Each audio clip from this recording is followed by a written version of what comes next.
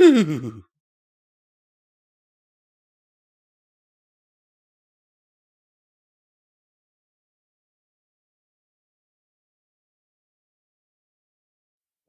hello everyone, and welcome back to another Pony and Wolf Productions video. My name is visualbrony, and today we are reading the story Princess Celestia vs. a Cockroach by the author Vertigo22. Now, the reason why I'm deciding to read this story is because, well, I looked at it and it literally has 4 readings there that, are supposedly on YouTube. I clicked each and every one, and all of the channels seem to have been suspended. So there seems to be no reading of this currently available, and here I go and will make one. And don't forget, here's as always a list of those amazing people who keep our channel alive with their monthly donations, and don't forget, every dollar helps is needed and very much appreciated. Believe it, we really need your help.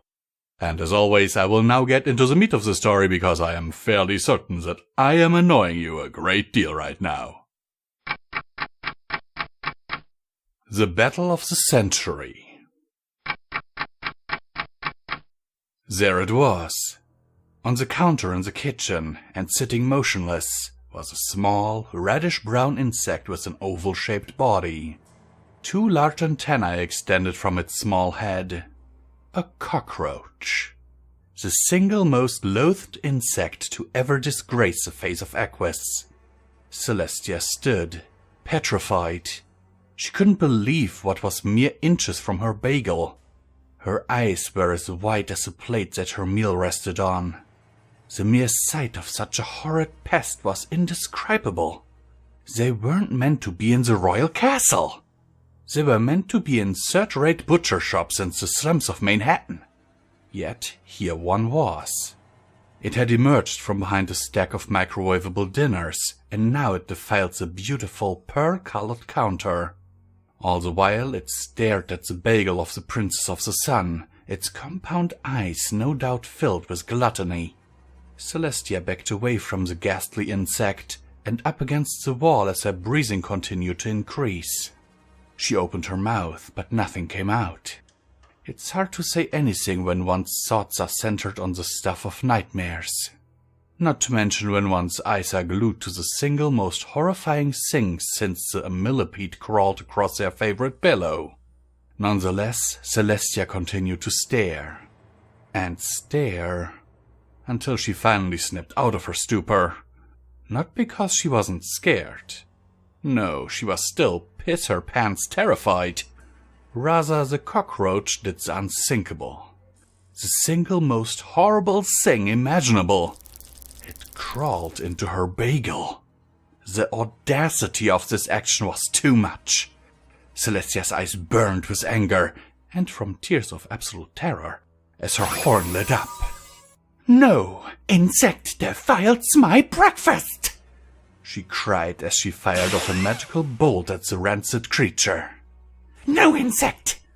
The bolt struck the bagel, causing it to explode into dozens of small, no longer edible pieces of roach-tainted bread, butter, and mayonnaise.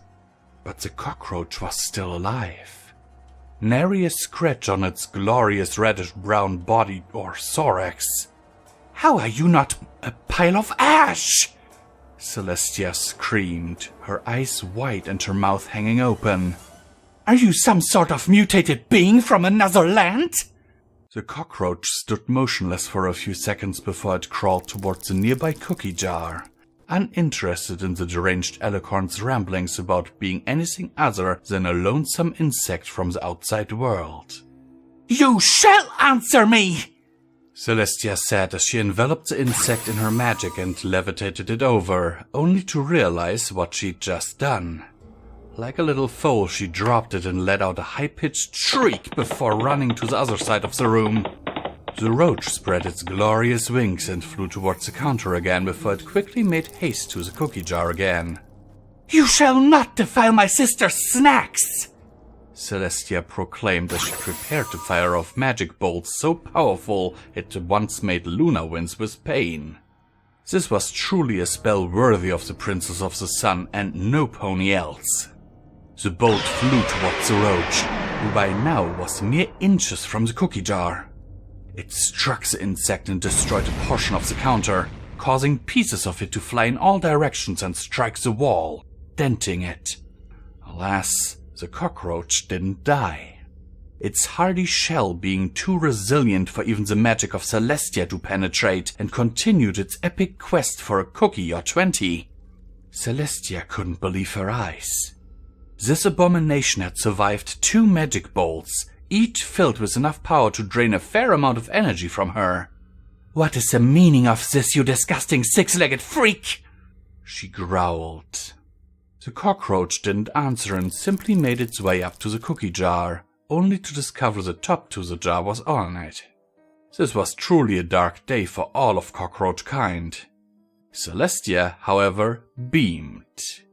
"For once, Luna remembered to put the lid back on it," she thought. Her joy was short-lived, however, as the cockroach made its way towards an exposed bowl of salad that was labeled as belonging to Luna. Celestia was in awe at the sight, partly because it wasn't damaged from her 2 attacks on the insect, and partially because Luna ate salad without dressing. She made a mental note to ask her how she was capable of such a monumental feat. However, during the time it took her to register her sister's choice when it came to salad, the cockroach had begun to help itself to a piece of lettuce. Celestia gasped at the sight and, with the type of response expected from the pony that can control a giant ball of plasma, fired off a beam of magic which destroyed the bowl of salad and a large portion of the counter. But not the cockroach. Celestia's right eye twitched violently. Her mental state was now on par with the pony who was about to be audited. So she did the only thing that seemed reasonable. She levitated over a rolling pin and trotted over to the cockroach. Without a word, she slammed the rolling pin down onto the road, which resulted in a sickening crunch. Celestia threw aside the rolling pin and let out a heavy sigh. She fell to her haunches and looked around the kitchen. Bits of bagel and burnt salad littered the floor, and the once beautiful, teal-colored wall was now dented. "Reminds me of when Twilight first tried cooking," she mused to herself. After a few minutes, Celestia stood up and walked towards the refrigerator. She levitated out a package of cheese and rested it on an undamaged section of the counter. "I hope Luna understands what happened here," she said as she made herself a simple cheese sandwich. However, from a small crack in the wall, and with gluttony-filled eyes, a cockroach watched as Celestia made her breakfast.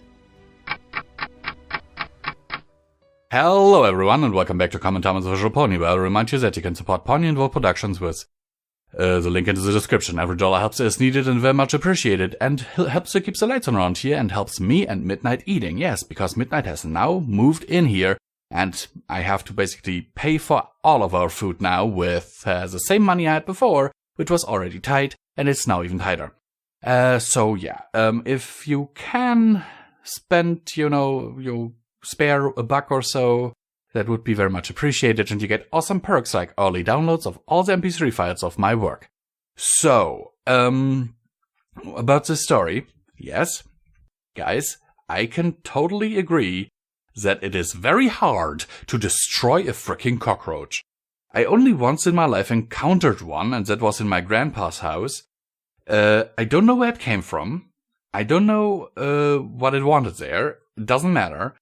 I literally tried everything. I tried different kinds of poison. I tried glue. I literally tried to glue it in place. It ate itself free. I tried hairspray. I tried burning it. I tried smacking it with a shoe. Nothing frickin' worked. Eventually, I caught it in a jar, filled the entire, opened up just a little bit of the lid, and just sprayed a lot of poison in there and closed the lid. And after, I think, 5 or 10 minutes or so, the thing just rolled over and died. But, oh my word. Before that, I had used the exact same kind of poison and sprayed the thing so heavily that its entire shell was white. Okay? And it didn't even flinch.